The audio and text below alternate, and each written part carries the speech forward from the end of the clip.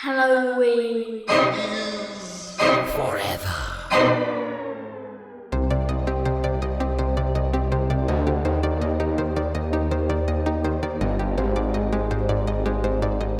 Good evening, Stephen. How are you doing this fine pre-Thanksgiving Monday? I'm doing great on this pre-Thanksgiving Monday. I have not done my shopping yet properly. I still have to get some sides going. But I do have my sweet potato casserole secured. So that's all that really matters to me. So I'm good with that. Most important thing. It's the most important thing. Yeah. Get your taters lined up. Get your tater business in order. Yeah, me too. I got a couple things I got to do, but I'm in a decent spot. Speaking of Thanksgiving, if pilgrims were alive today, what do you think they'd be most famous for? If they are alive today, would they be most famous for their buckles, their puritanical religious beliefs? Sure. Mm-hmm. Their genocide? Sure. Their all boat. Good options. Yeah, their boat, the Mayflower. Big boat, big famous boat. Yep. You know, but I just don't know. I don't know what they would really be most famous for. All good options, all valid options. But honestly, if pilgrims were alive today, I think they'd probably be most famous for their age. Yes. They'd be so old. Yes. Really old. Welcome, boys and ghouls, to a very puritanical minisode of Halloween is Forever. I'm Brian. I'm Steve. Because it'd be weird that they were that age. They were still alive after all those years. Yeah. It was one of those phrase things where I kind of did a little trickaroo on you there because of the phrasing.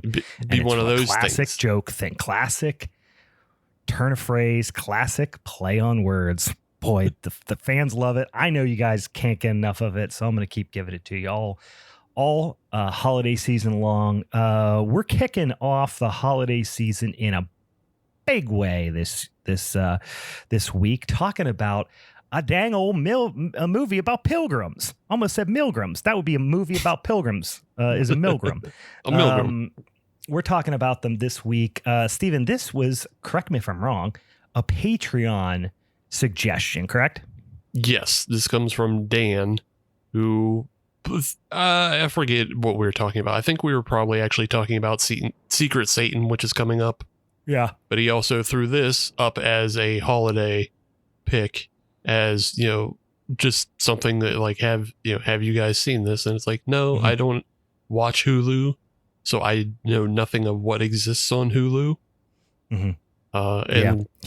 So I feel like you hadn't seen it before because I've never heard you bring it up either. So I have seen it before, actually, weirdly enough. I did not remember it was just called Pilgrim, but I saw it right when it came out, I think, way back in the year of our Lord 2019. This is a feature film, but technically an episode in an anthology, but it does have an 80-minute runtime called Pilgrim, directed by Marcus Dunstan. And I had seen this before, and I don't think that I remembered this being the title of it, but I saw it before, and spoiler alert, I was kind of, all right. Sure, why not? Yeah, all right. Yeah, sure. That was kind of my take on it. So probably why I didn't talk about it that much, but I did not realize that it was part of the Into the Dark, Hulu's Into the Dark anthology series. I just thought it was a regular old standalone flick. But no, lo and behold, it's part of an anthology series that has a whole bunch of different installments, I think none of which I've seen besides this one. I think this is the only one I saw. And this was kind of like, I think maybe, it would have been a few years ago, and we were talking about like Thanksgiving movies, and we were trying to find a good Thanksgiving movie to talk about, and I ended up watching this one and then going, all right, and then didn't bring it up. But this one's new to you, you say? Yeah, I have seen nothing of the Into the Dark. I didn't even know it existed. Like I said, I don't watch Hulu. Whatever reason, that's my least watched streaming platform. I could give a shit about what goes on there. See, the reason I watch the Hulu sometimes, and I didn't then, but now I do, I got the Hulu live TV, for watching the footballs and things like that. So I watch it on there. Otherwise, no, I wouldn't say Hulu's super famous. They made a hard push there in a few years ago with a bunch of horror, but have kind of given up since then. But guys, before we talk any more about this movie and the cast and the director and all that sort of things, we got a couple of things we got to do at the top of the show. As always, Stephen, are you slurping on a little wet one over there? I got a wet one. I got a seasonal wet one. Oh. The wet one I'm slurping on, it feels pretty apropos because it is a bastardization of a lot of things like this movie is. This movie is kind of a bastardization of like the meaning of Thanksgiving while also really portraying the true meaning of Thanksgiving. Sure. And this beer, I feel like, does the same thing because it is the O'Fallon Vanilla Pumpkin Beer. Vanilla and pumpkin. Boy, that's just that sounds like pumpkin pie to me. I've had that beer before, but it has been nigh on, I don't know, a certain number of years. How's it treating you? I mean, I specifically pick up the O'Fallon one. I like O'Fallon's bullshit beers that they make. They make a bunch of bullshit beers that I love. The pumpkin beer, and then seasonally for Christmas they usually put out chocolate covered cherry. So yeah, both of those are my favorites. I don't really drink much regular O'Fallon beer. I don't care that much about them. I just like the bullshit. The bullshit is what I got started on back in like 2009. I was living across from a beer place in the South Hills, and they just had like a full cooler of like singles. Yeah. And so it was like O'Fallon and what's the banana bread one?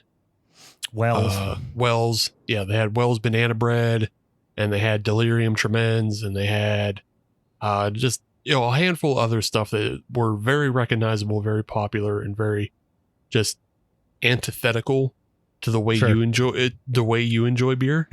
Yep, sounds like it. Yep. So yeah, but it was a fun time cooler that you just go into and you just pick out a whole bunch of other shit. I think it was called the Bottle Shop. Okay.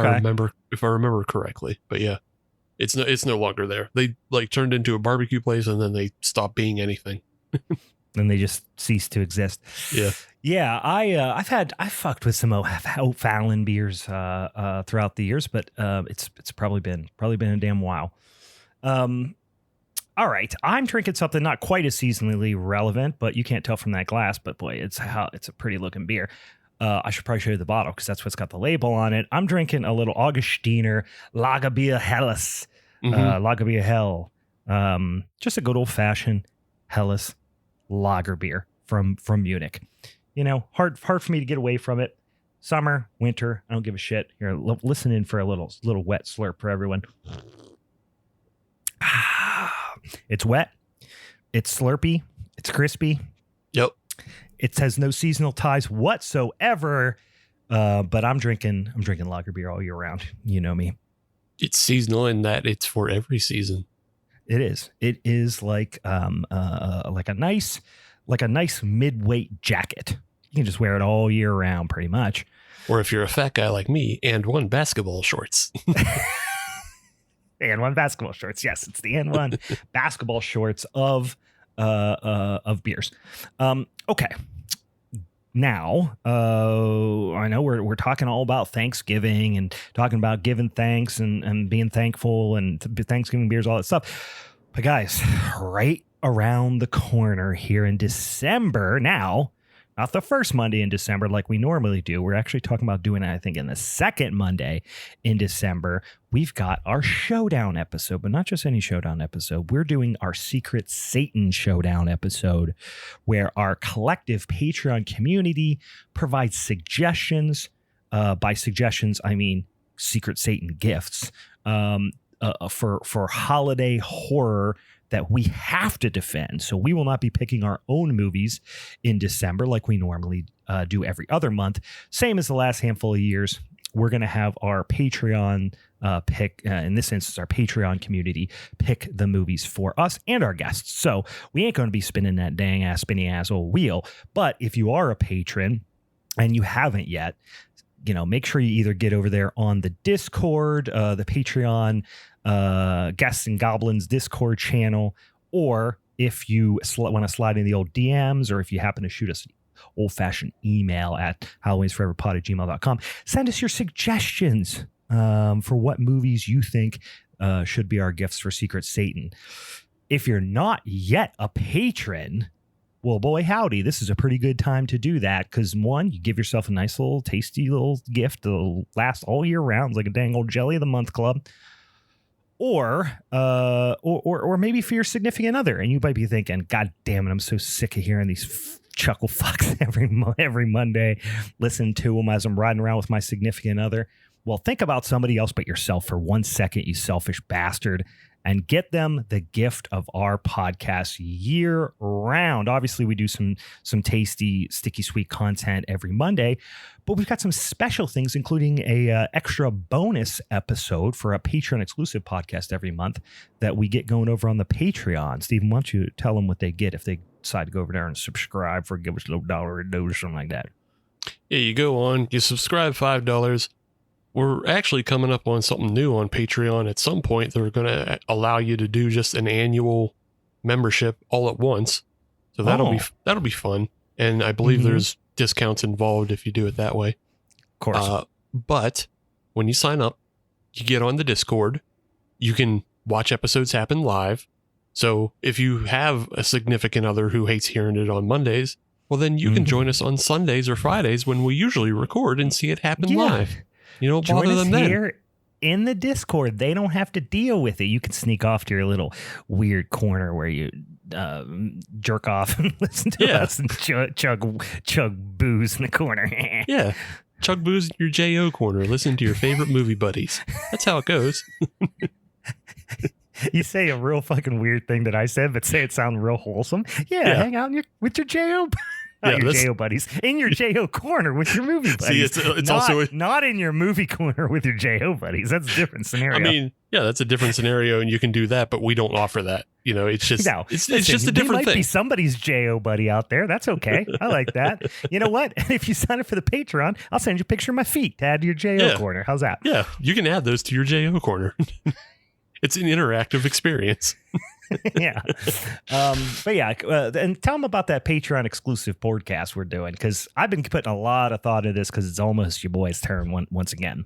Yes. So in the Patreon, we do series of episodes, usually 10 episode series. We have already done 2 series. Family is Forever of all the Fast and Furious films, and Youth Group is Forever of all Christian horror, which is wild to just even consider. Yeah, as you have to understand, this is us doing mean things to each other. Yeah. Steve knows I hadn't watched any of the Fast and the Furious except for one of them. I hated them a ton. He made me watch them all. Then, as revenge, I made him watch a bunch of like fucked up, stupid, right-wing Christian propaganda horror movies about how like you're going to go to hell if you're gay or jerk off or whatever. And now Steve's just recently gotten back to me with this current one. Yes.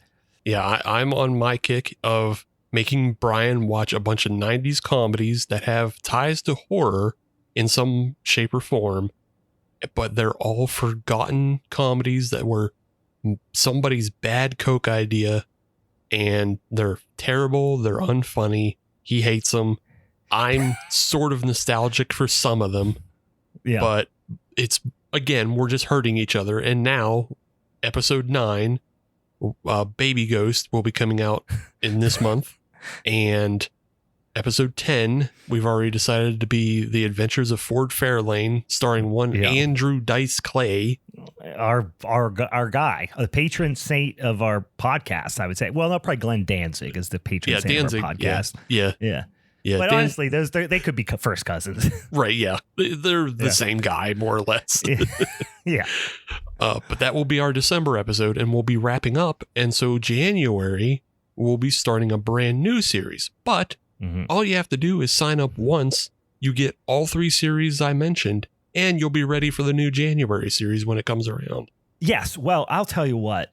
I'm not gonna, spill the beans just yet. But I have decided what my series is going to be. My next shot. Goody gumdrops. It is. We've thrown some out there. There's been some good suggestions. I've liked some of them. I really toyed with the idea, did a lot of research actually on doing just straight Amityville movies. Yeah. I did not pick that. I'll tell you this. I picked something that was not on our radar. I came up with an idea that was not a suggestion, although I did get some good suggestions of something that I just went down a rabbit hole on the internet. I'm really excited to see some of these movies. And I think it's going to, yes, I think you're going to hate some of it. I think you might like some of it, but I do think it's going to help everyone in the long run. Like, we might have to take our medicine a little bit on some of these movies, but I do think it will further our initiatives as a satanic institution. Okay. So that's all I'm going to say. Interesting. I'm excited for it, though. Anyway, patreon.com/Halloween's Forever. Go check it out if you want to listen to all that shit. And if you just simply might have just stumbled on the podcast and you just want to check it out and you're like, guys, I haven't even listened to the podcast yet. I'm not going to give you any money. That's fine, you cheap prick. Just go follow us on the social media at Halloween is Forever. We're on all that stuff. Okay, Stephen, let's get into this movie, Pilgrim, like I said, from the year of our Lord, 2019. The director, Marcus Dunstan, the name did not ring a bell for me right off the bat. However, once I looked into his filmography, he has directed 6 films. He's written a bunch more, including a bunch of the Saw movies, I think would be his most famous credit. He's written a bunch of those. He also wrote Piranha Double D from 2012, which is big, obviously. Yes. But as far as director's concerned, he directed The Collector from 2009, which is kind of I would say, not underrated, but underseen perhaps, because I think people who see it, I think enjoy it fairly well. The Collector, and then The Collection, which I believe is the follow-up from 2009 and 2012. Respectively, which is a fun little late 2000s, early 2010s slasher film. Yeah, it's interesting because I think those films kind of got written off as Saw ripoffs. They're similar, especially in look, which is like what led me to look up who the director of The Pilgrim was. Because this film takes on a very specific late 2000s look. And I was like, this is very gross. Why does this look like this? Yeah. And then I looked it up and I was like, oh, it's the director from The Collection and The Collected. Oh, okay. Yeah, now it makes sense as to why it looks like this. And I was able to more enjoy the film as I watched it, knowing where it was coming from. Because we'll talk more about it, but like there's some weird visual stuff in this film that I'm just like, who decided to do that? Why would you do that? it does have some decisions, which I'm interested to get your take on. He also directed a movie called Unhuman, which I did not see, from 2022. #AMFAD : All My Friends Are Dead from 2024, which I also did not see. And then The Neighbor from 2016, which sounds familiar, but I'm reading the plot synopsis and looking at the actors involved, and I don't think I've seen that either. So I have seen The Collector. I think I saw The Collection. And then I think that's about it besides The Pilgrim. Yeah. I haven't seen, as far as his directing credits go, I haven't seen more than The Collector series, but I had seen like a lot of what he's written, because he wrote all of the 3 Feast films, if you remember those, which were yeah, with the guy with the teeth, yeah, because they were like super edgelordy type, splatter flicks. Like they were they had the same kind of gross look to them, but also they were very edgelordy. But like the first one is a lot of fun because of how, I don't know, generally disrespectful it is, but it also has like a lot of people in it that you will recognize. Like it has Clu Gulager in it. It has Jason Mewes in it. It has Henry Rollins in it. So it's like a lot of people that you're like, oh yeah, I love that guy. And then, but it also is just like, I don't know. It's like, it's shitty. It's rude. It's edgelordy. I think the first one holds up fine. The second and the third get just like, I don't know, obnoxious. Like I can't explain it in any other way, as in like, I don't even think 4chan kids would enjoy them, because they're still like, I think they would fall into that Gen X type boomer humor. Sure. So it's just like Gen X edgy boomer humor that it just, I don't know. I don't think they play for anybody anymore. So I know I saw the first one. I will. I'll be honest. I don't remember anything about it. The reason that I watched it is because it, my like go to bed, thing is like, I'm either reading something, or if I don't feel like reading something, I'll watch some dumb, YouTube list of like 20 horror movies that yada yada yada, or I'll go on like Letterbox and look at like lists people create. And one I saw was like underrated monsters, and I remember seeing a photo, still from Feast, about this being an underrated monster, and I remember going, oh wow, I've never seen that. I don't know anything about that. I'm watching the movie, and yeah, I don't remember if I liked it. I don't remember if I didn't like it, but I remember I watched it because I found it on that list. Yeah. Maybe everybody should go back and check out the first one. I don't sign off on the second and third, because I don't even remember liking the third when it came out. Yeah. And I remember just like a lot of the humor, like kind of just like making me like kind of put my head in my hands in a way of like, all right, move it along.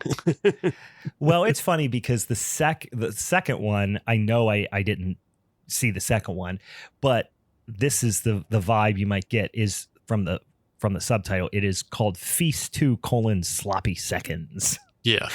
You're like, yeah, right. I think I get the direction this is headed. Right. It's like I said, it's very Gen X kind of boomer humor type stuff. Like that makes me just think of like all the bad beer names that are out there. Mm-hmm. Like, oh yeah, Dirty Blonde. Yeah. Yeah, this movie, if you said you didn't like it and gave good reasons why you didn't think it was a good movie, the movie would want to fight you. Right, yeah. What are you talking about? Hey, snowflake? What? Am I too hard for you? Shut up, movie. Shut up, movie.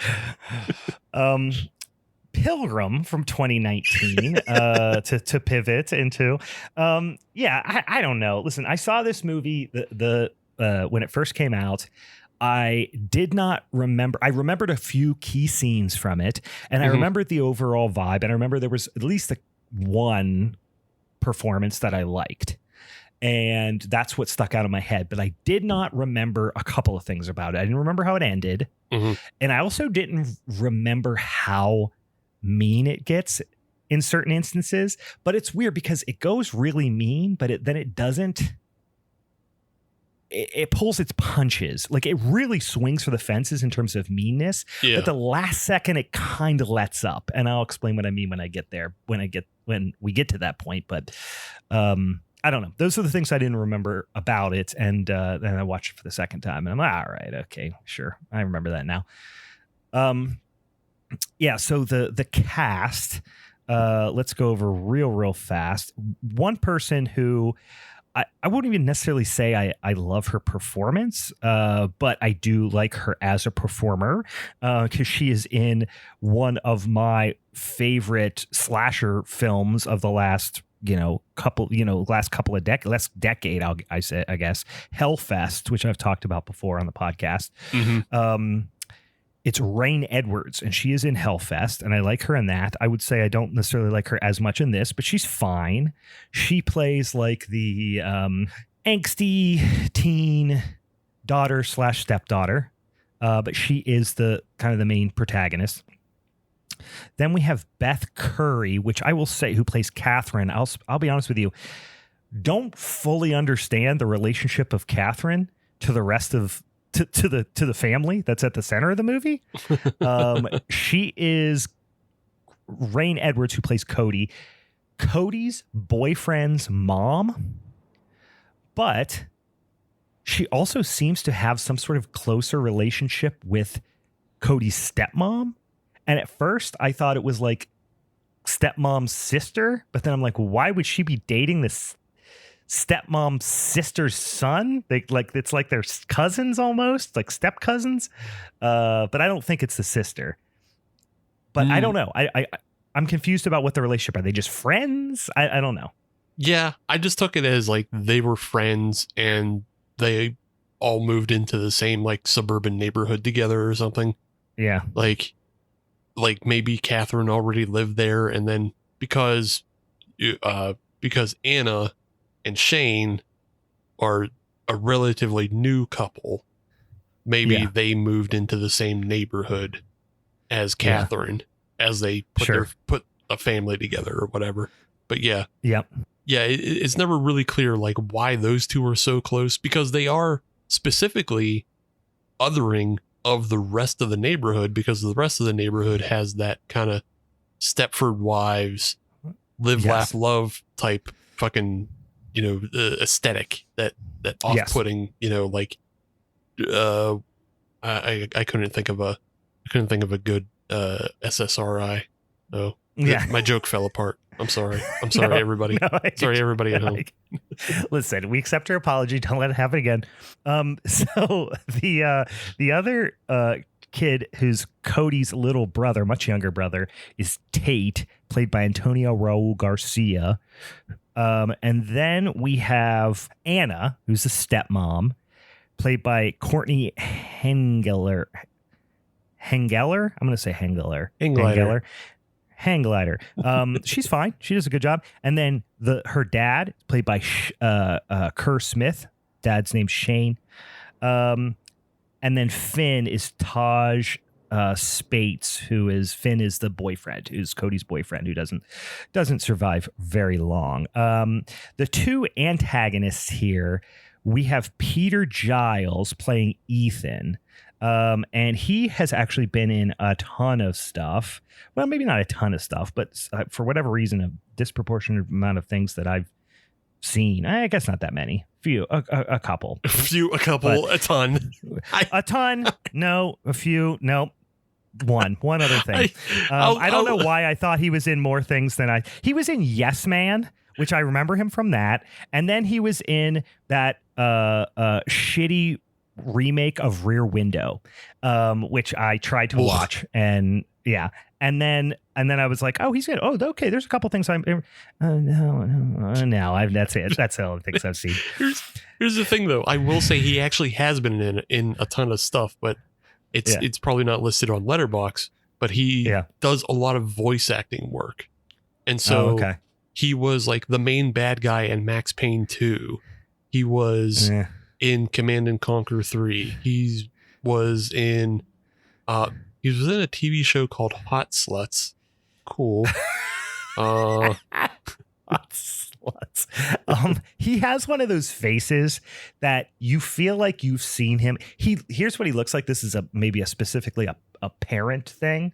But he kind of looks like the dad of like one of those child YouTubers that like their parents are like really, trying to ride off the kid's coattails and make a lot of money off the kid being popular on YouTube. He just looks like a YouTube dad, or Or like one of those like family influencers on social media. He just looks like he's part of something like that. To me, he does look like he could be Mormon. I'll give him that. But he has Mormon vibes, which, yes, the family influencers are all Mormon. Yeah, that's the other thing, family influencers are for. But I would also say looks a little bit like John Tesh. Ooh, okay. A younger John Tesh with a little bit of a slightly John Tesh, I feel like a little more. Yeah, you clean shave this guy, he could pass for a John Tesh close relative. Yeah. I mean, I think even if he did like the goatee cookie duster, that actually helps him look more like John Tesh. He looks more like John Tesh than Jason Sudeikis does in that skit that we talked about. Yeah, that much is clear. Yes, if he went goatee, for sure. And then probably my favorite performance in the movie. Now, this is somebody you will have definitely seen in other things. If not anything else, she was in Ready or Not, which is with Samara Weaving, which most genre fans will be familiar with. Is I'm going to mess up her name, Elise Levesque. I would say Levesque, maybe. Levesque. Okay. Yeah. She plays Patience. And she is the other kind of main antagonist. And I think she does a heck of a job. She is by far the most like threatening and creepy person. And also they give her some cool stuff to do in this movie. Although I would argue she's not in it as much as I wish she was in it more than John Tesh. Yeah. She is also in one of my kind of underrated favorites that I like to champion. She's in the To-Be original Low Lives. Oh. Yeah. Yeah. Okay. Yeah, you might recognize her face. She's been in quite a few things. Anyway, we have this family, right? The dad and the stepmom, and they're kind of these like I don't know how else to put it besides like rich douches, relatively newly married. You get the feeling, or have not been together for a super long time. Cody is Shane's daughter from a previous relationship. And then Tate, her younger half brother, is Anna and Shane's child from this relationship. So the four of them, they've moved into this hoity-toity high-end neighborhood, and it's very much like Keeping Up with the Joneses type situation, especially with the stepmom. And she's like, hosting the HOA, bing, blang, blang, whatever. You can tell she's really trying to keep up with everyone. The Stepford Wives vibe that you mentioned is going strong. They're kind of talking about each other behind their back and all this stuff. Anna decides she is going to book this experience to demonstrate to her kids like the idea of being thankful and being happy for all the blessings that they've been given and blah blah blah. And the way they do this is by hiring these like pilgrim reenactors that are going to come and give them this authentic old-timey pilgrim experience and cook them Thanksgiving dinner and all this stuff in their house. Real fucking weird. People don't do things like this, I don't think, unless it's like a really just rich person shit that I haven't even heard of. But it's a pretty wild premise. I mean, it is the premise of an episode of The Office. Remember when they hired with Andy Daly? Andy Daly as the Benjamin Franklin. One of the best episodes. Yeah. Unfortunately, Andy Daly is not in this, or this might be one of my favorite movies. I'm a diehard Andy Daly fan. But lo and behold, it is not. And I was just thinking, there is another, there's another genre film or something like that has this kind of weird premise where they hire people to come, do this type of weird experience. It was just in my head now, it escapes me. But it's a pretty bizarre one. They're sitting around the table, they're talking about how they're going to do this. Cody is very angsty, very always pissed off at her dad, and really not coping well with her mom leaving, and then really does not get along with her stepmom Anna. Tate's like this little, I don't know, he's a little douche. He doesn't really do a whole lot. No.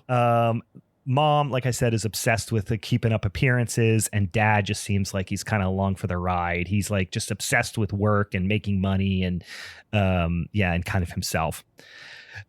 They get this little scene early on where they're having dinner and they're eating like, I think it's just a chicken, and they have a wishbone, and they make the kids, break the wishbone, make a wish.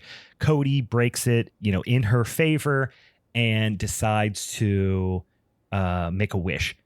And the wish is like basically, I hope this whole pilgrim bullshit that you're doing, blows up in your face, and, fuck you, Anna, basically.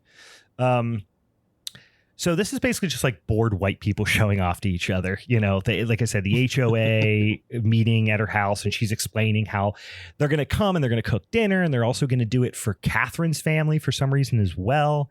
Not really sure why. Again, that almost feels like something got cut out that we don't fully understand their relationship. I think, and it, like, there's little clues, because we do find out that like Catherine's an alcoholic, and it doesn't seem like there is like a man aside from what's his name? Finn. Yeah. Finn, whatever. Kip. No one's named Kip.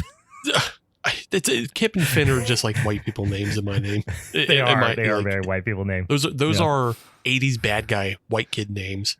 Like, yeah, you don't know who my dad is? Come on, Kip. An underbite. Yeah. But so yeah, I think the whole thing is just like, yeah, the whole like nuclear family type thing has broken down in Catherine's home. And they're like, well, let's get somebody to cook dinner for her and like, still make it feel like the holidays or whatever it is. Sure. Yeah. Meanwhile, dad's getting drunk. He's just kind of letting his wife just kind of do whatever. Cody's getting real annoyed by the whole thing. Finn shows up, and you see their relationship a little bit, whatever, they're teens, horny teens or whatever. Then the Pilgrims show up, and they just randomly knock on the door during this HOA thing. They are early, apparently. They were not supposed to show up until they thought it seemed like the next day, but now they're showing up early, and they're going to stay with them for an indeterminate number of days.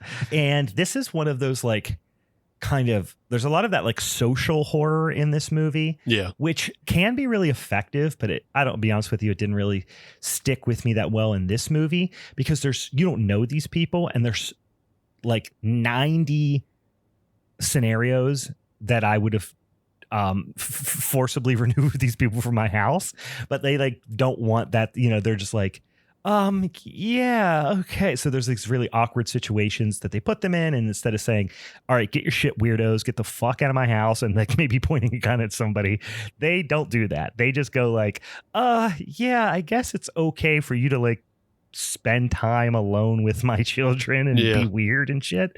So there's a lot of that. Yeah. Like, because they set up that the dad is like a disconnected alcoholic who is just like constantly watching stock markets, and the mom generally has this bad relationship with Cody, and we see most of the movie through Cody's eyes. It's supposed to be like Cody has no power to kick them out of the house because they're technically her stepmom's guests, and they're also there, I assumedly paid to be there to do this shit. And so like she has no authority to kick them out. And then just the whole premise of like Ethan is like a big intimidating white guy. Like, he's not massive, but he's still like, a 6'2" white guy who could probably hurt her if he wanted to. And so like there's an intimidation factor that just kind of that kind of keeps Cody from removing these people from her house. Yeah, agreed. They are super in character too, so they're really creepy. Ethan and Patience, they speak in this like kind of old English. They're in full costume from the second they show up.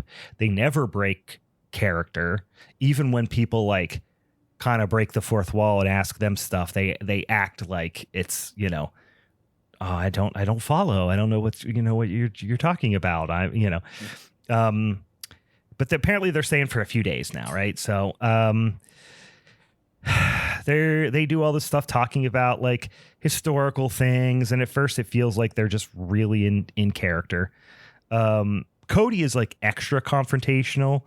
Actually, at one point during like the first night dinner together, like compares them to Nazis, which Ethan takes exception to. But my thought is like, how does he know who Nazis are? See, and now this is where it gets a little dicey onto, are these actors who are playing the roles of pilgrims, which I think that's what it boils. But no, I don't know. I don't know because of where this movie goes. But it does. It takes a left turn at the very end that I don't know that it. I'm not saying it didn't mean to, but I don't know that the story was written for that left turn at the end. Yeah. Yeah, it seemed like they started in one position but ended on kind of like a better ending. I do think the way the story goes is better, but yeah, I think they started on one position, and the one position is that they are reenactors. But I feel like they should have set it up from the beginning, and this was made in 2019, so we're off the heels of The Witch. So you know how they talked in The Witch. Yeah. The Pilgrim characters should have been that kind of deep. Like they should have been just really hammering it home of like, they don't know what Nazis are. They don't know what phones are. They don't know any of this because they actually are pilgrims. Yeah, see, that would have been great, right? And listen, we'll jump to the end and we'll talk about it a little bit. But at the end, they heavily suggest that the whole thing is supernatural, right? Right. Which, if it was, then why did they know what Nazis are? But that's a really tough balancing act because why do they know what anything is?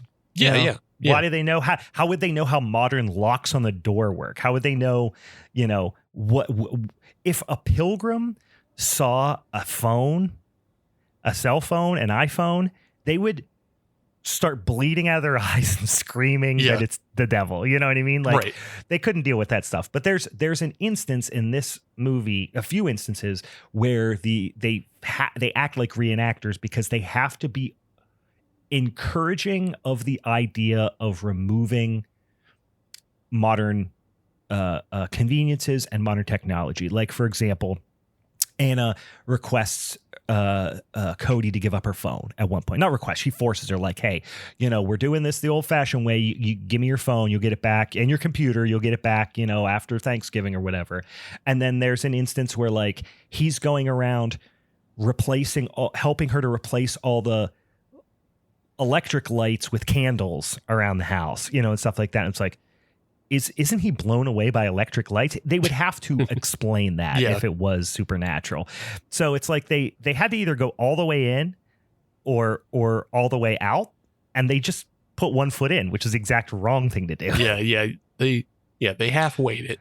And like, I guess the half-weighing gets you to a certain point that like your disbelief is in check. But then when you go full hog, it goes too far for your disbelief, and so it has to be supernatural. And then there's even an illusion of like one of the last things Ethan says it completely breaks the story. It doesn't make any sense at all. So and we'll talk about that when we get there. But like, this could have been better written. Like, I mean, it's Hulu. It's a big, it's part of the series. Like I can imagine people kind of meddling in this a little bit. I don't know.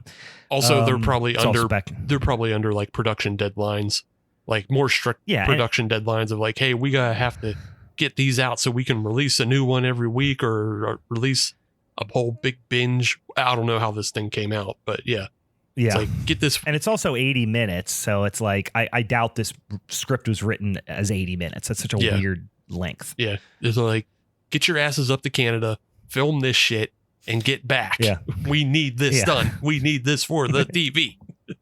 We're hemorrhaging money. We're a streaming service. God help us. Yeah. We're mostly at, at Cody's house, and Ethan's there, and then Patience is over at her boyfriend's house, and Catherine is her mom, we mentioned. So she's at their house. So there's all this conflict between Cody and the stepmom, blah, blah, blah. It's going on and on. Then at one point, Cody hears Ethan talking, and goes, and he's in Tate's bedroom, which is creeping Cody out, like reading him a story. And he's like, what the fuck are you doing alone in this little kid's room? Like, we just met you today. Now, again, this is like them showing up early, them insisting on staying at the house, them being weirdly in character the whole time. All these things cause me to, I mean, I would never do this in the first place, but cause me to tell them to leave. If I walk into my room and he's like laying on the bed with my children, he's getting fucking mouthful of buckshot at that point. Like, that's on site. He's getting straight up murdered. But no, they're just like, hey, that's kind of weird. Ethan starts getting really weird with all this gratitude stuff. He wants to show families what they have because, whatever cryptic thing he says, he's like, I had a family once or whatever. So you feel like you're going to learn about this big thing of like Ethan, I don't know, his family, something that traumatized him and turned him into this fucking weirdo. We don't really ever learn that at all. Yeah. I thought at this point, I thought it was going to turn out that like him and Patience are fucking vagrant family annihilators. Yeah. Like that's what it feels like. Yeah. Right? It's just like they, dumbass Anna hired some, people off Craigslist to come do a reenactment for her. And then like she just hires, the Bonnie and Clyde of Thanksgiving family annihilators. Yeah, that would have been, honestly, for me, I would have been the direction I liked more because it would have been more believable. But yeah, instead, it's a lot more vague than that. But we also learned that Cody's mom left after a big fight with her husband on Thanksgiving. So now that she's very sensitive about Thanksgiving, I guess. Again, we never really get much else besides like she keeps reimagining and dreaming about when her mom left on Thanksgiving. But okay, nothing really else happens with that. Patience gives Catherine, again, Finn's mom, some herbal brew and is being super weird and like not breaking character, even though Catherine's trying to like connect with her and say like, oh, how long have you been doing this like, theater type of thing? And she's like, I don't know, whatever do you mean theater? Yeah. Never. And it's like, what the fuck do you mean? Theater existed before you were a pilgrim, you doof. Yeah. Well, and then Catherine's also like, it's basically like being very vulnerable with her about like her substance abuse issues and stuff like that. And like Patience is clearly like judging her for it, like not being empathetic at all. But we don't see a lot of that besides the fact that she gives her some weird ass like leaves in a cup. And Catherine's like, oh, okay, stranger gave me weird herbal remedy. Yum, yum, yum, yum, yum. Mm-hmm. Meanwhile, it seems like Ethan is starting to understand he's like at the center of this shit, right? He will not tolerate a lack of gratitude. And he has a lot of things to say about, this family, and they don't know with how good they have it and all the things they have in their life and blah, blah, blah. But it's very vague. Ethan then just builds a shed in the backyard, like on the patio, just an old pilgrimy shed. Like he got weathered pilgrimy boards and built a pilgrimy shed in the backyard for praying or whatever. Family starts doing all the old timey shit, at the behest of Patience and Ethan. I'm sorry. They're picking berries. We're cutting firewood. We're doing all this stuff. Tate picks a bunch of Jerusalem cherries, so this poison little berry, and almost eats one, but then Ethan's like, no, I know about the land and living off the land, and those are poisonous, and don't touch them because you'll die. Okay, fine. That's Chekhov's Jerusalem cherry that we've just experienced. Again, I mentioned this. They make Cody give up her phone. Yeah, okay. Ethan finds Tate fucking with a dead crow, just poking it with a stick like a little kid will do, and gives him this piece of like, he's got not a couple pieces. He's got a knapsack brimmed with saltwater taffy of all different flavors. Yeah. Weird. And then he gives him this creepy lesson where he like talks to the sky and then at one point comes in his pants after stomping the crow's head. It's real weird. He tells him this fucking story of like, I'm going to tell you the story about the crow and the bird. And it's like, well, a bird is a crow. And like, yeah, all right. Okay. Like, we'll let that slide. Maybe back in the day, they thought crows were different than birds. I don't know. And then he's like, and then the crow saw a bird fly with a mouse. And so the crow left his meat. And it's like, well, they're both meat. So like, again, you need to write your stories better within the story. This story's falling apart, Ethan. Yeah, it's tough. And then eventually Tate says like, it's because I need to be thankful or whatever. And Ethan's like, good boy, here's another piece of taffy. And he's like, savor the taffy, be thankful for the taffy. But Tate is like giving him the answers he wants to hear. So he's like, good boy. I don't need to take everything away before I show you what you have or something. Yeah. Okay. So that's why he's going to spare Tate whatever weird shit he's going to do the rest of the family. Cody finds Ethan then. They can't find they can't find Tate at one point. Cody finds him.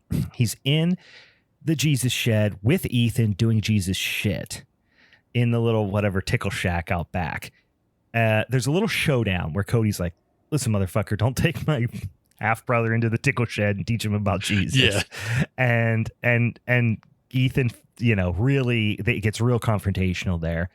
And then she goes in to basically say like, the shit's gone on long enough. I need to like tell my dad what's happening. But the dad is in there with a bunch of damn pipe smoking Pilgrim elders in the office.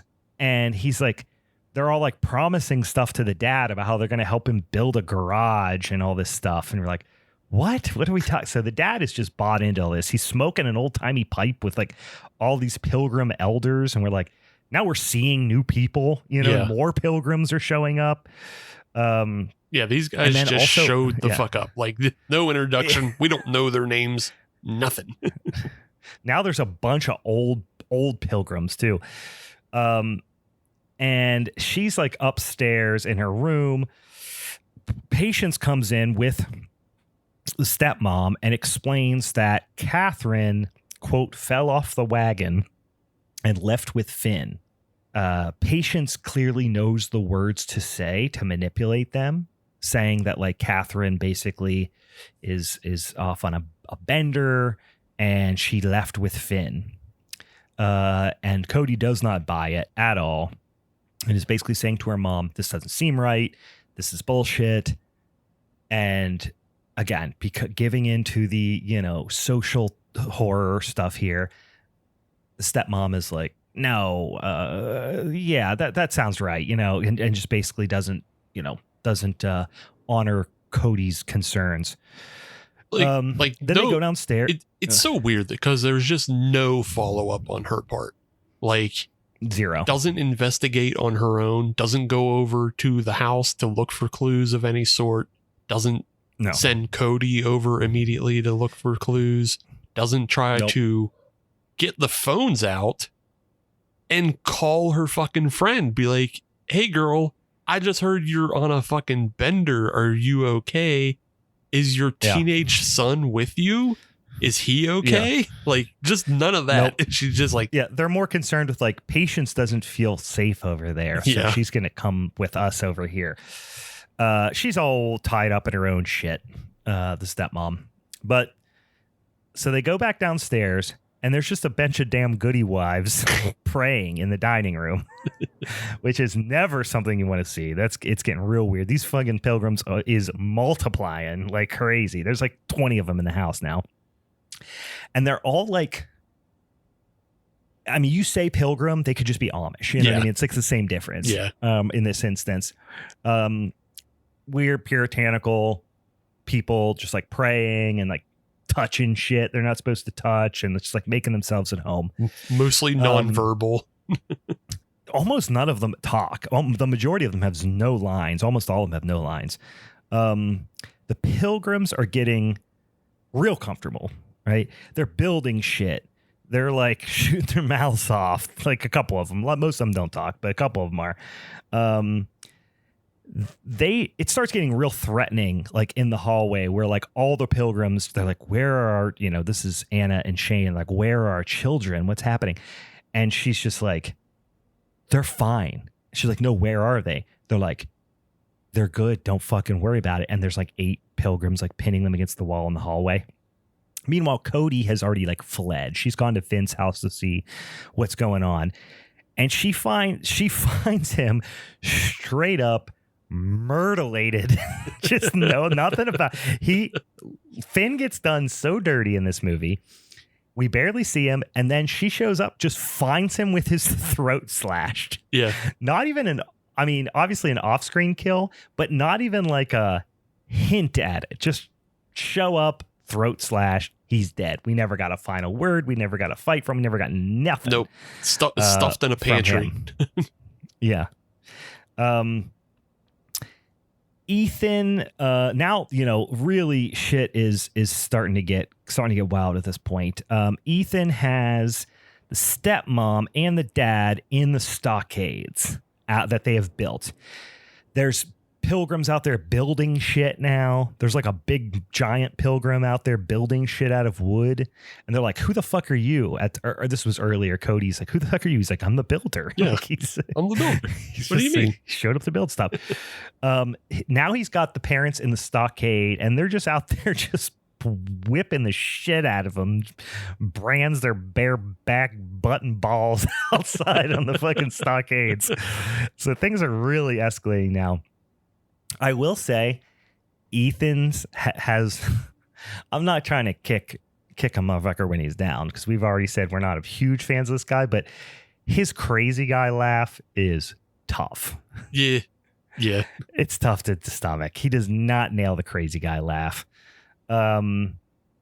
He would do better in a Hallmark movie, honestly, where you don't have to show a ton of emotion. Because when he's just being weird and puritanical, he's fine. But when he has to show a bunch of emotion, it goes off the rails a little bit. Yeah, it's pushing. It's pushing.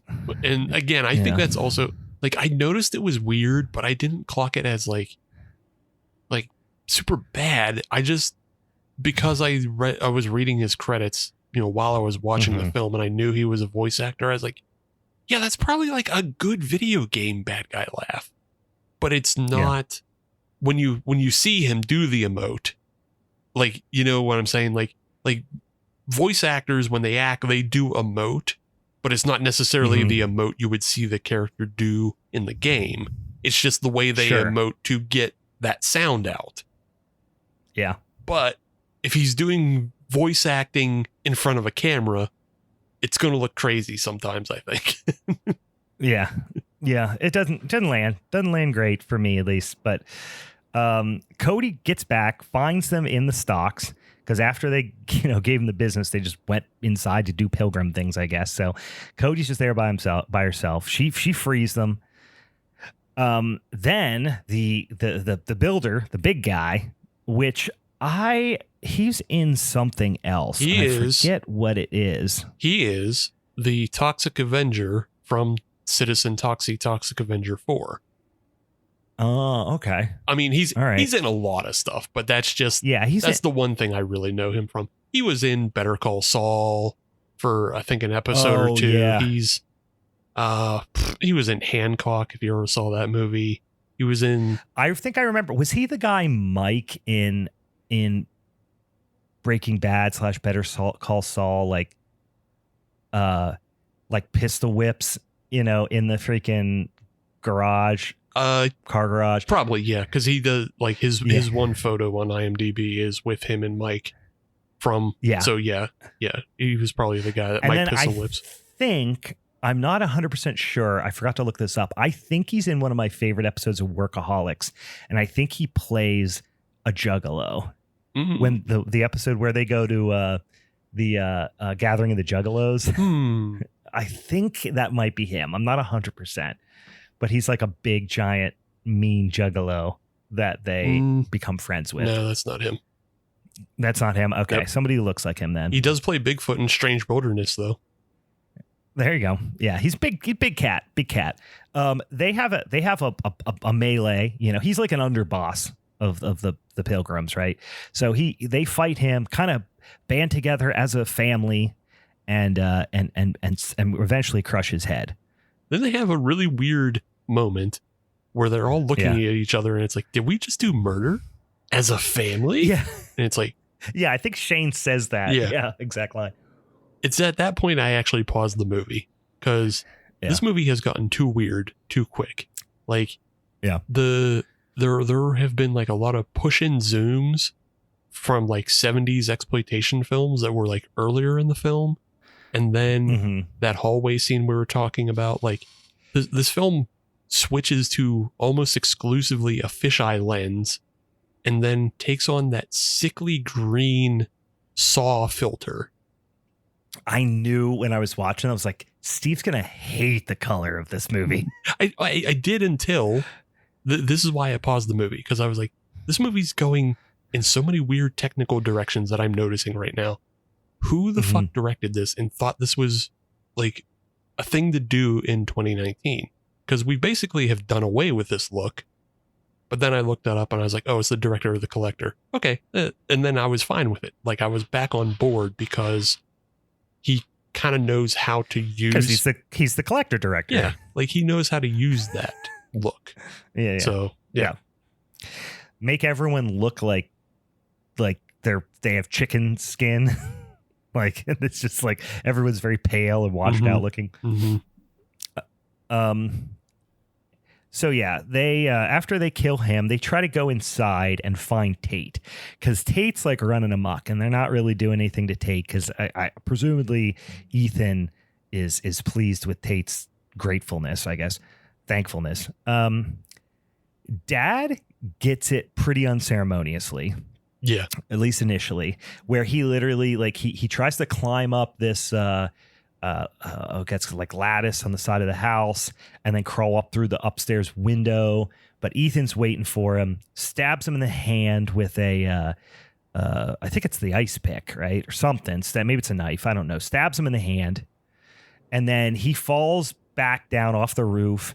And then Ethan comes down and you know, you get a first person from Shane's perspective of him getting hit with an axe and presumably murdered. Then Cody and stepmom are caught, and they've got them all tied up. And they do this long extended scene of Cody getting the old witch dunk, right? Getting the old water torture situation where, you know, you're putting him on the oh gosh, what's the thing called? The structure that they build. It's like a teeter-totter, but I don't know the name of it. Yeah, it's kind of like a teeter-totter where, like, yeah, she's tied into a chair on one end, and then they just put her underwater, and then the guys on the other end pull her up, and then they say, usually, are you a witch? No, I'm not a witch. And then basically they just, torture you until you die. It's a Salem witch trial type shit. However, in this point, they're insisting that say she's thankful, and she's not thankful enough apparently, and you don't really know what Ethan's going for, but he's not convinced that she's thankful enough, so he keeps dunking her, and she's almost drowning, and you get the view of her underwater and then getting pulled up, and obviously quite unpleasant. It's but it goes on for quite a while, I will say. Yeah, it goes on for a while. It's called the ducking stool. The ducking stool, yes. But of course. Or sometimes the cucking stool. Is it really? Yep. The cucking stool or the ducking stool? Yep. The ducking stool makes sense because, of course, we all know that if you weigh more than a duck, you're a witch. Right. Exactly. Right. So after this, they feel like they've gotten the answer out of her. So they take them inside because it's time to prepare the feast. Tate is still loose in the house somewhere. You've got Mom, you've got Cody, and they are being forced to help prepare the dinner. Cody tricks Ethan into thinking she's bought in and she's kind of broken and is now, either just kind of he's broke her or she's kind of got some Stockholm syndrome. But she convinces Ethan that like she's got it. You know, I wasn't thankful and you've helped me to learn that I'm thankful and blah, blah, blah. And Anna, the stepmom, is like, nah, dog, like this is fucked up. And they're about to kill the stepmom, like literally slice her throat. They got like a bowl to catch the blood, the whole thing. And Cody gets Patience right in the motherfucking temple with an ice pick. And then goes Mr. Fuji on her with the flower. Blows it into the candle, which it lights up, you know, kind of like it's like if Mr. Fuji was a member of the Midnight Society. Right. and it was great. This is a great scene. Just gets her right in the temple. And this is where they all seem to be terrified of fire, going in a completely different direction of, you know, like, oh, they're not just pilgrims, they're cavemen. Now they're Yeah. Yeah. The flower into the fire thing, although it was a cool effect. You're like, wait, what? And I always appreciated Mr. Fuji, but it was, it was a little out of place. Weirdly enough, she comes at her with the ice pick. Patience gets her hand up to like block it, but then I assume this saved her life because she stabs Patience's hand to her temple with the ice pick. And then Patience pulls it out of her hand and her temple and is good. And I think it literally says at one point, I'm fine. And we're like, God damn. Like that's, you know, so Patience is, like I said, she's my favorite character for a couple of reasons because she seems the most naturally unhinged. Yeah. Just as an actor, she's great. And she's great in Low Lifes because she plays the mom in that as well. And just a great unhinged character. So again, check out Low Lifes if you haven't seen it. She plays crazy real well. All that happened. They get away and just get recaptured almost immediately. And they bring them back and it's like, okay, it's time for dinner. And they bring out the big platters with the cloches on top. And you know what's coming. Surprise. Dad is the dinner. Not only do they have his entire like roasted torso, which they burn the shit out of. Yeah. Oh yeah. Pilgrims did not know how to cook. But then also just his head on a platter too. Just displaying his head on the platter, which is great. But the music is the wildest choice. It's this like gospel-y kind of song about being grateful that's just playing while they're all shrieking and like forcing them to eat the dad. Yeah. It feels like it is a Baptist choir because you even hear a preacher come in at points and is like enumerating the things that he's thankful for. This film loves two things: fisheye lens and juxtaposed audio. Because the opening to the film is actually really great. I like the opening credits to the film because it's this old 1950s, 60s audio of like, you know, just doing man on the street interviews about Thanksgiving. And, and the people are like, well, I'm thankful for my local newspaper because through them I get the news. But then the visuals you're getting on screen are newspaper headlines of like, you know, 3 families go missing in a town. And it's like, I love my newspaper. Yeah. The intro, very stylized. I didn't mention that at the top, but yes, I took notice of that too. I like that a lot.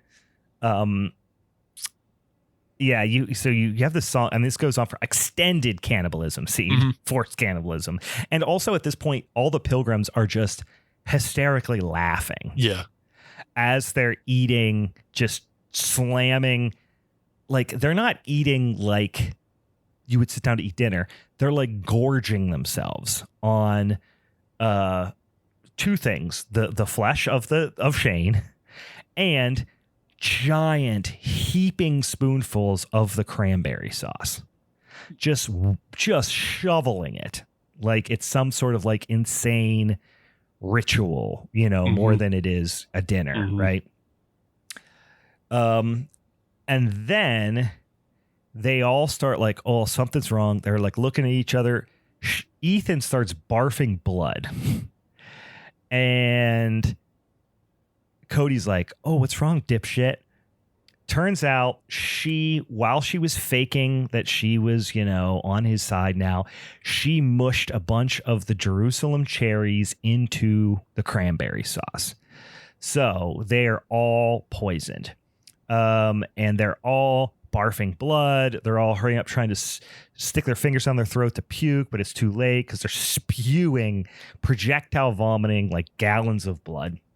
And presumably cranberry sauce and things too, but they're just dropping like fucking flies at this point. At some point, Ethan is sticking his fingers down the throat, making himself puke. He yells to Patience to do the same thing because Patience is after Tate, and then starts barfing everywhere. Tate comes in and unties them.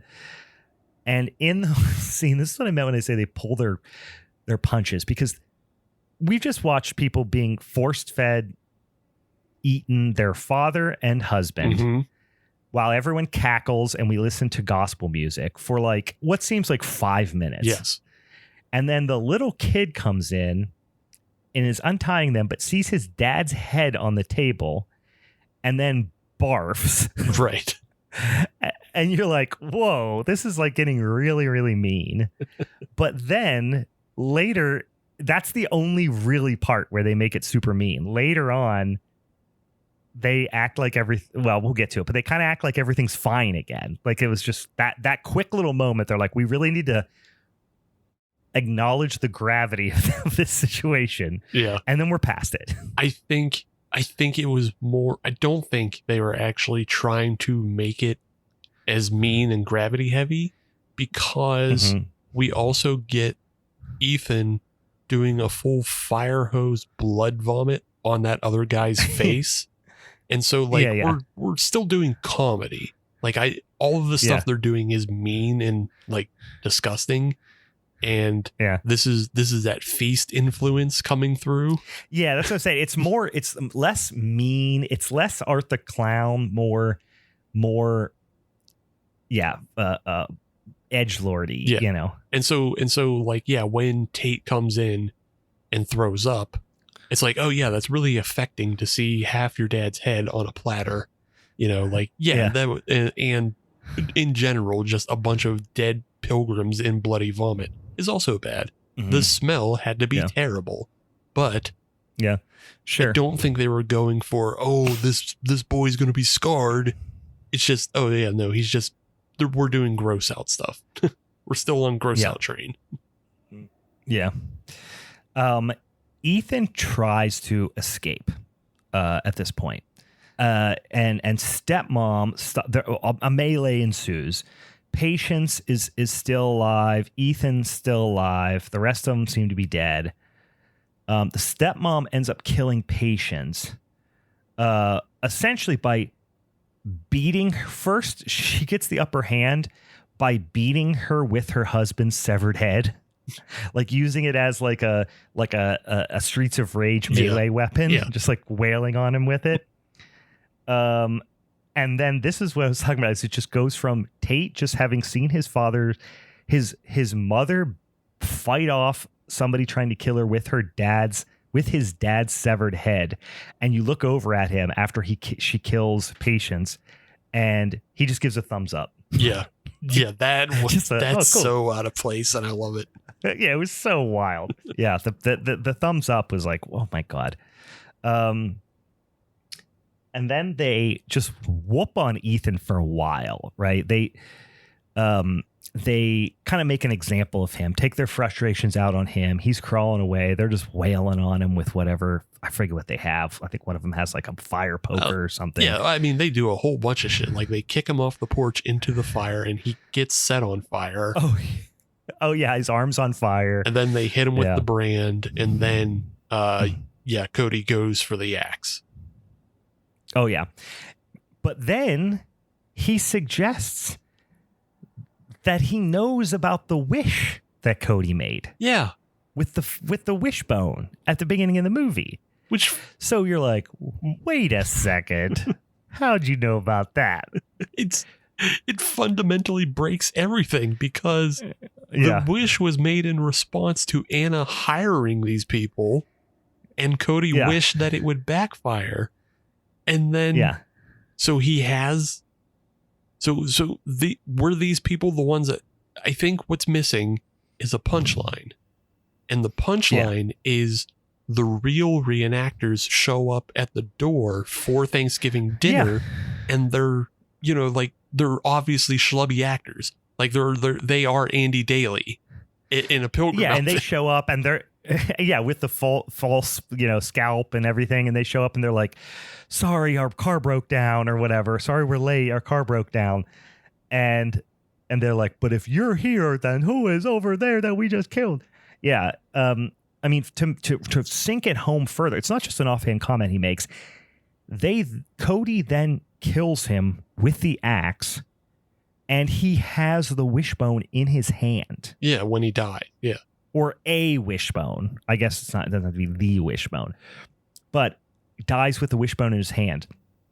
So the only way that this happens, she never said the wish out loud. She said it to herself. Mm-hmm.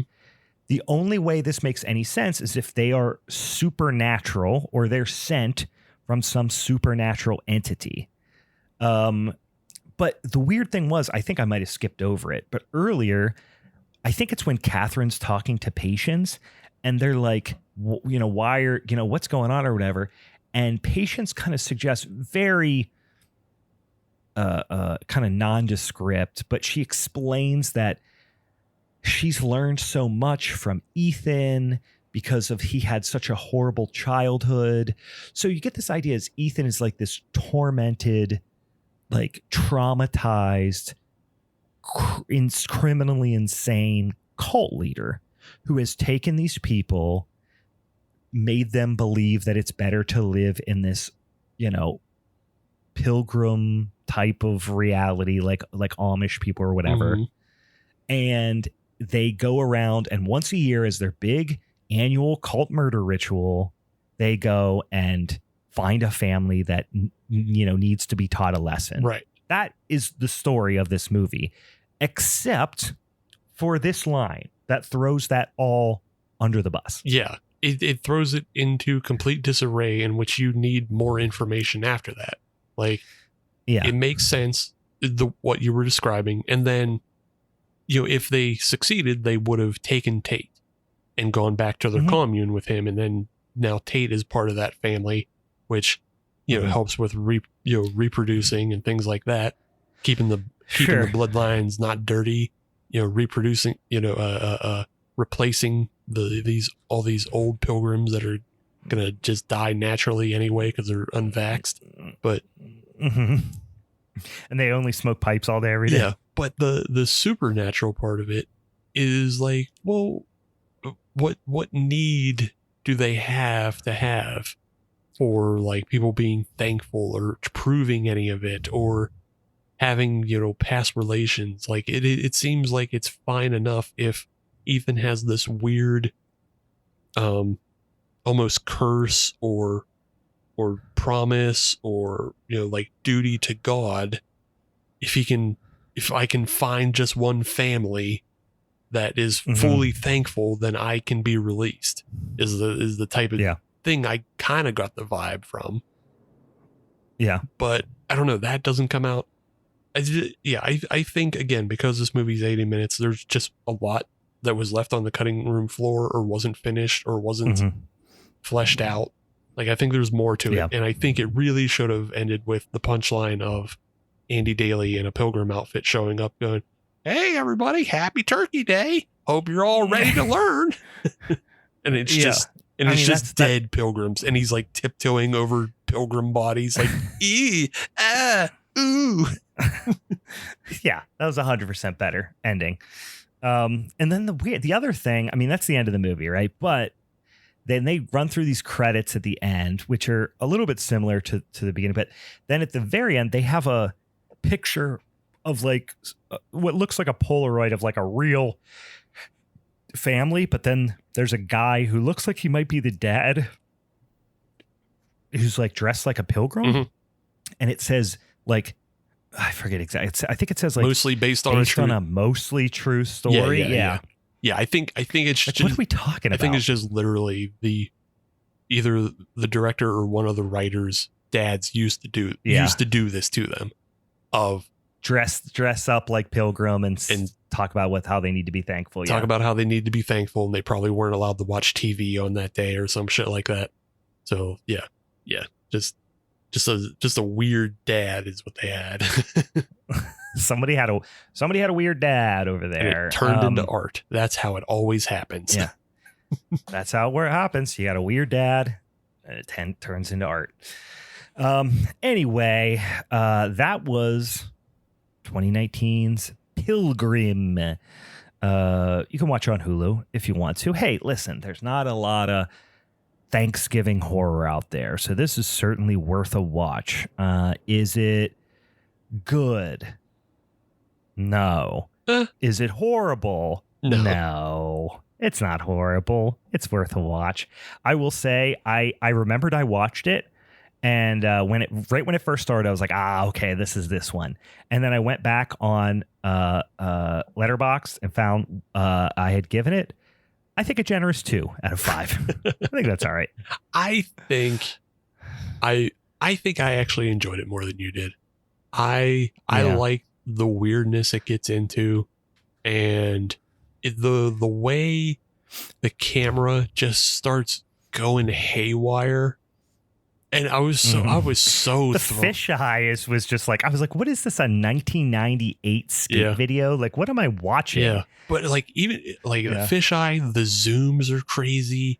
Like, it's a super active camera, and by the end of the film, it's literally just dutching left to right. Like, it's starting on a Dutch left and moving to a Dutch right as the camera sways. And like, I literally got sick at like one shot because it was, I don't know, I think it actually was filmed wrong, and it just made me ill to look at it. Like, I got motion sickness. But I don't know. It's fun. It's fun that way. You definitely appreciate those things more than I do and notice them more than I do. I mean, at points I was just like, am I watching a Busta Rhymes music video? Like, what the fuck is going on right now? I mean, it's so great. It's so crazy that it happens, but it's funny because it's done at least smartly in the way that, you know, it doesn't happen all at once. It sneaks its way in, but you know, early on when things seem pretty normal, there's some weird push zooms, and I'm just like, who the fuck is doing that in 2019? That's crazy. But then you get the fisheye and the green filter and all that other shit. And I'm like, yeah, this movie looks like it is coming out of 2007. This looks like Hellraiser Hellworld. What the fuck are we doing here? This is crazy. You can't do this. Hellworld. You can't do Hellworld right now. Can't do Hellworld today. All right. Well, like I said, worth a watch. If you got a Hulu subscription, certainly don't go out and get one for it. No, that's for sure. No. That would be a travesty. All right. Anything else before we wrap up this here dang old minisode? Again, this movie loves juxtapositions, and I do like that the message the Pilgrims were bringing was of like, let's do gratitude. That's the real meaning of Thanksgiving. But meanwhile, they're enacting the real meaning of Thanksgiving, which is a bunch of white people taking over your home. That's true.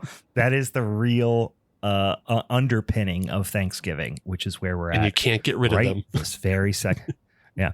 I am reading a book right now called what's it called? All Good Indians, I think it's called. A horror movie about like Native Americans. And unintentionally reading it during Thanksgiving. So gave me an extra little bit of hatred towards Pilgrims. So it's perfect. All right. Anything else before we wrap this thing up? Is it The Only Good Indians? Is that what it's called? The Only Good Indians. Yeah. That's it. The Only Good Just Indians, in case people want to go out and find it. The Only Good Indians by Stephen Graham Jones.